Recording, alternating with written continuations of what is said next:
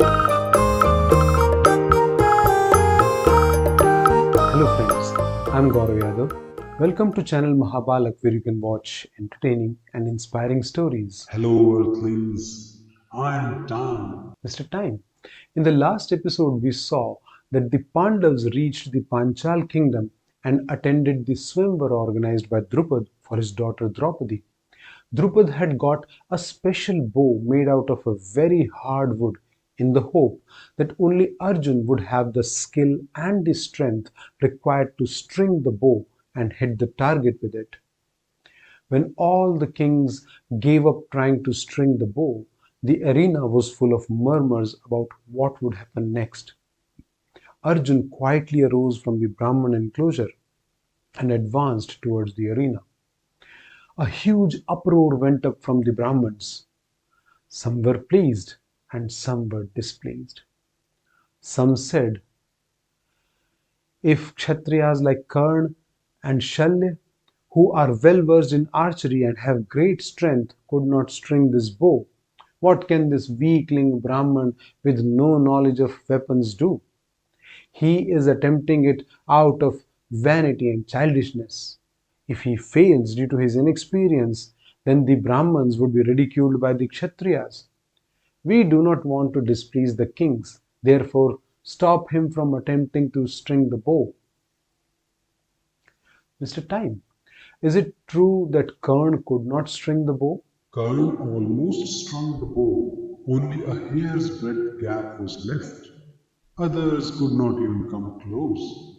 Arjun was different from these princes. He was not coming from the luxuries of a palace. He had become tough, like iron, due to the hardships in the forest. Some people say that Karna had strung the bow, but Draupadi said she will not wed the son of a charioteer. Such decisions were made not by the bride but by her father and brothers.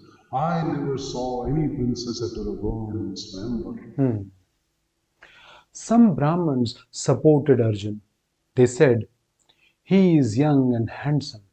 He is well built. He looks resolute enough to accomplish the task. Without a doubt, he has great strength, else he would not have dared to attempt this. Besides, there is no task that cannot be accomplished by a Brahman. Brahmins abstain from food, they survive on fruits and observe rigid vows. They may be physically weak, but they have the strength of the spirit. No one should look down upon a Brahman. He should not be considered incapable of any deed, big or small. Amidst these discussions, Arjun walked up to the bow and stood stationary for a moment looking at it. He circumambulated the bow and bowed to it. He picked up the bow with a smile on his lips. In the twinkling of an eye, he strung it and picked up the 5 arrows. Looking at the reflection in the water below, he shot his arrows upwards. The target was pierced and it fell down on the ground. As soon as the target was pierced, a great roar went up in the arena. Some of the spectators had taken off their upper garments and were waving them in the air. Just like Saurav Ganguly. Yes, some spectators were uttering sounds of despair. All the musicians were playing on their musical instruments. The bards of Panchal were singing praises of the hero. As this uproar reached its peak, Yudhishthir left the arena with Nakul and Sahadev. Drupada announced that he will wed Draupadi to the Brahman who had fulfilled the conditions of the Swayamvar. At this, the kings looked at each other and were filled with anger. All the kings are assembled here, and he passes us over like straw. He wishes to wed Draupadi to a Brahman. In this assembly of kings, which is like a gathering of gods, can he not find a single king who is his equal? After inviting and entertaining us, he shows us disrespect. In the sacred texts, it is clearly said that a Swayamvar is for the Kshatriyas. The Brahmins have no right. This Brahman has insulted us out of greed and impertinence but he should still not be killed. If this princess does not wish to select one of us as her husband, let us throw her into the fire and return to our kingdoms. We must do something to prevent insult and to protect Dharma so that the other Swayamvars do not end like this. The anger of the kings was understandable. They had just been loyal. You know that expression, lol? I have been around. The kings picked up their weapons and rushed at Drupada. Drupada was frightened and took refuge in the Brahman enclosure. Arjun and Bhim stepped forward to protect Drupada. Arjun was holding the bow while Bhim had uprooted a large tree.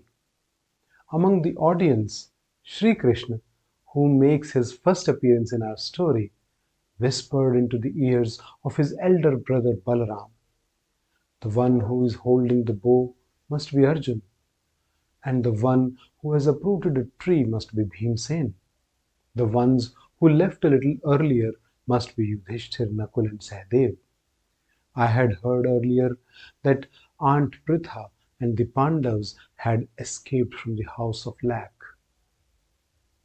Balaram replied, I am delighted that our father's sister Pritha and the Pandavas are alive. Meanwhile, the Brahmins were agitated.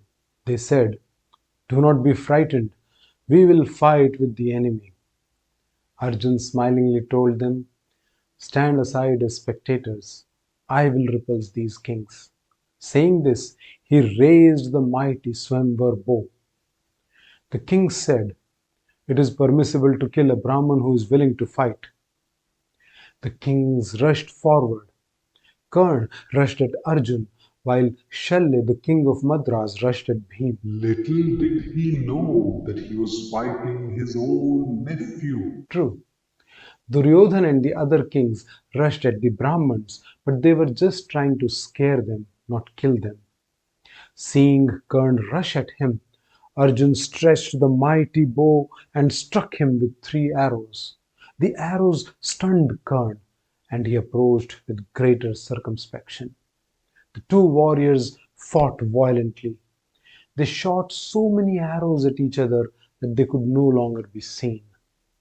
Seeing Arjun fight so ferociously, Karna applauded him.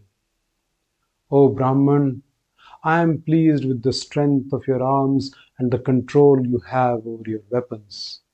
Are you Parshuram or Indra or Vishnu himself? When I am angry in a battlefield, nobody except Indra or Arjun can withstand me. Arjun replied, O Karna, I am just a Brahman who has become skilled in the use of weapons through the grace of my Guru. Wait for a bit, I shall defeat you in battle. At these words, Karna withdrew from the fight with the Brahman. In another part of the arena, Bhim and Shalya were fighting each other like mad elephants. They struck each other with fists and knees and dragged each other. Bhim lifted Shalya up in his arms and hurled him down on the ground. The Brahmins were laughing and the Kshatriyas were having doubts. Who among the Brahmins can dare to fight Maharathis like Karna, Duryodhan and Shalya? Let us not fight any more with these Brahmins. Let us first find out who they are and then we shall fight them again. Sri Krishna restrained the kings, saying, this lady has been won according to Dharma. The kings refrained from fighting and the Brahmins exited the venue, exclaiming that the Brahmins had won the day.